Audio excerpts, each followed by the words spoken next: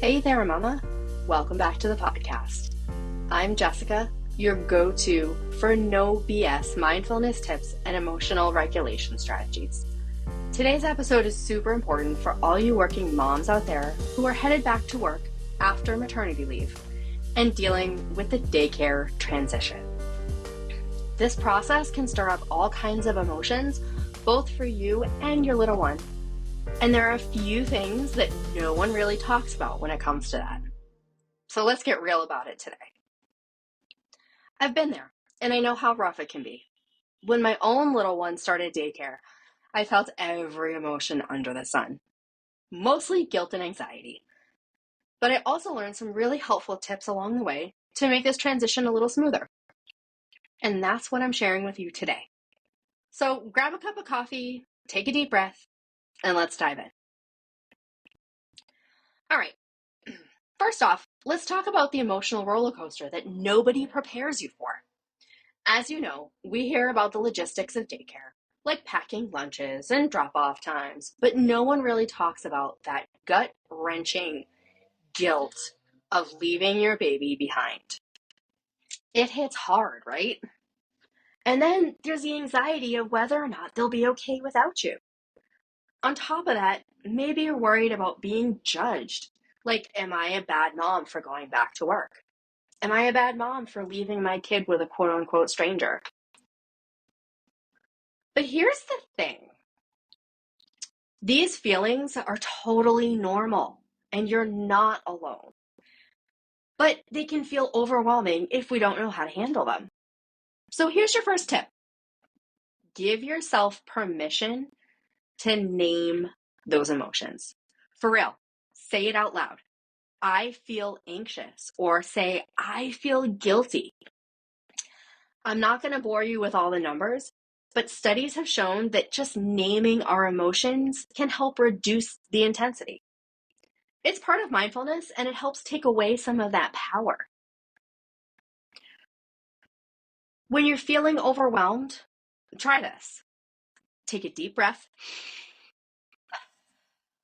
and ask yourself, what am I feeling right now?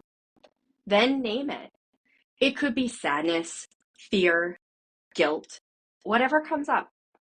By naming it, you give yourself a little emotional space to be able to handle it. Tip number 2, start a quick 5-minute journaling practice. At the end of the day, grab a notebook or the notes app on your phone, or even just a sticky that you have lying around, and write how you felt during drop-off, specifically during drop-off. Just getting those thoughts out of your head can be a game changer. I'm telling you, those 5 minutes can make all the difference in the world. Okay, let's switch gears and talk about your little one, because the transitions are tough for them too. And what they don't have is the ability to say, hey mom, I'm feeling nervous about going to daycare. But believe you me, they're feeling it. And this is where we come in to help guide them through that. So one thing I found really helpful is creating a goodbye routine. This can be as simple as just giving your child a special hug or saying the same phrase every morning, like, Mommy will be back soon. Routines give kids a sense of predictability, which makes them feel more secure. So another idea, practice breathing with your child before you drop them off. I know it sounds a little out there, but trust me, even toddlers can get the hang of a simple breathing exercise. My 2.5-year-old is really good at it. And I started when she was really young. And it was just a way for her to be able to try to relax herself before going to bed. So try this. Breathe in for 3 counts, and then breathe out for 3 counts. It calms both of you down and helps them feel connected to you even after you leave. Plus, you're being a good role model. And for those of you who can manage it, and I get that not everyone can, try doing a shorter day at first. So start off easy and ramp up. If your daycare allows it, start with half days for the first few days or even a week. It eases your child into the new routine without overwhelming them, and it gives you a little time to adjust too. Now, let's get into some practical tips that can make this whole transition a little bit smoother. We've already talked about managing emotions, but there's actually more we can do to prepare.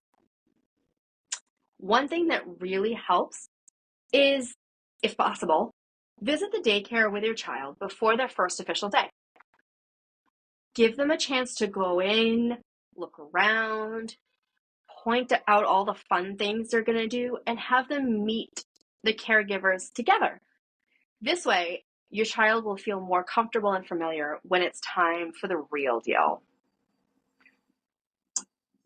Leading up to their start date, start talking about daycare with a positive spin.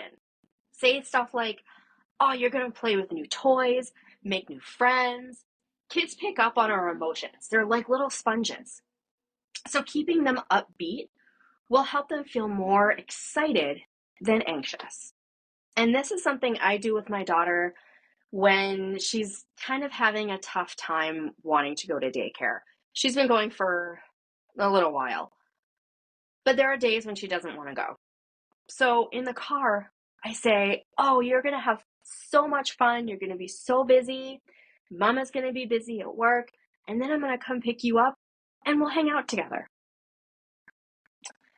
Also, and most daycare providers are pretty cool with this, let your child bring a small comfort item from home, like a favorite stuffed animal or a blanket.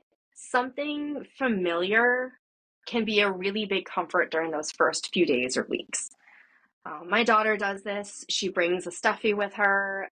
Sometimes it's more than one, but it definitely helps. Finally, Mama, let's talk about you. I know those drop-offs can feel super brutal. So here's a tip for you. Ground yourself before you walk into that daycare. Take a moment to feel your feet on the ground. Take 3 deep breaths and remind yourself that your child is safe and cared for. You're doing what's best for them, even if it's tough. And after you drop them off, don't rush back to work. Give yourself 5 minutes to reset, right? Sit in the car, take a couple of deep breaths with the windows open.